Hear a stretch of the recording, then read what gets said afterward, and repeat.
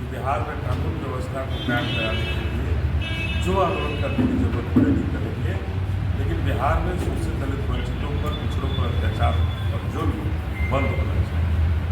तो हम स्पष्ट रूप से सरकार को चेतावनी देना चाहते हैं, प्रशासन को चेतावनी देना चाहते हैं कि जुल्म और ज्यादती का सितम बंद करो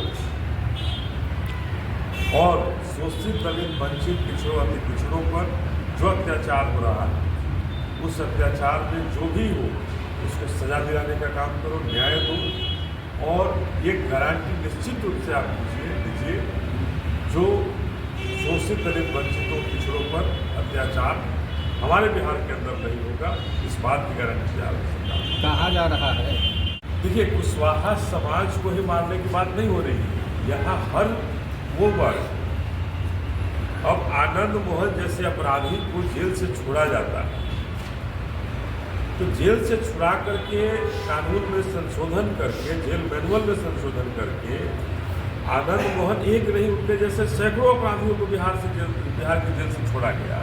तो ये कहीं न कहीं तो ये बता रहा है कि जो व्यक्ति एक डीएम, दलित डीएम का हत्यारा रहा, उसको ये सरकार छोड़ने का काम कर रही है, छुड़ाने का काम कर रही है, जेल से बाहर निकालने का काम कर रही है। उसके लोगों को वो लोग सांसद बनाते हैं, सांसद बनते हैं, उसका बेटा विधायक बनता है।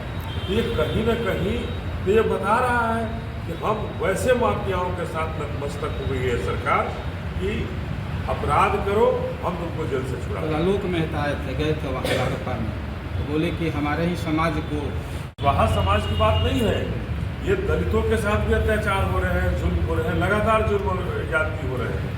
अभी कोमल पासवान की हत्या हुई औरंगाबाद में, अभी सीतामढ़ी के बेलसट में यही लवली आनंद जी का क्षेत्र है, उसी क्षेत्र में वहाँ भी एक हत्या हुई केवल जय भीम बाबा साहब के वहाँ जयंती मनाने के कारण उसकी हत्या हो जाती है। ये पूरे बिहार के अंदर जुल्म और ज्यादती हो रही है और यहाँ तो एक तरह से नरसंहार हो गए। 3-4 लोगों का एक साथ मार देना ये तो नरसंहार है, ये कोई आकस्मिक तो है नहीं कि हम जा रहे हैं कहीं गोली चला दी किसी, ये तो नरसंहार हमारे आरा के अंदर हुआ है। तो इस नरसंहार का जवाब सरकार को देना होगा कि क्यों इस तरह की कांड हो रही है और क्यों इस तरह का शोषित दलित वंचितों पिछड़ों पर अत्याचार हो रहा है। सत्ताधारी नेताओं का आखिर अपराध इतने बड़े हो क्यों रहे हैं? इसी बिहार, इसी आरा में तनिष्क का इतना बड़ा शोरूम जो सबसे बड़ी लूट होती है क्यों हो जाती है? आप 4-4 लोगों की हत्याएं हो जाती है और आप करें सुशासन की सरकार है। कौन सुशासन काम कर रहा था?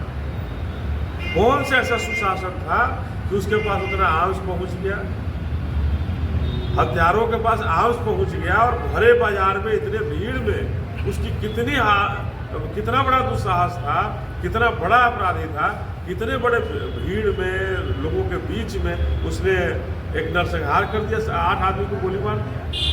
ये सुशासन की सरकार में ऐसी स्थिति तो नहीं पैदा हो सकती। क्यों किसकी? ये जंगल राज नहीं, ये महाजंगल राज है।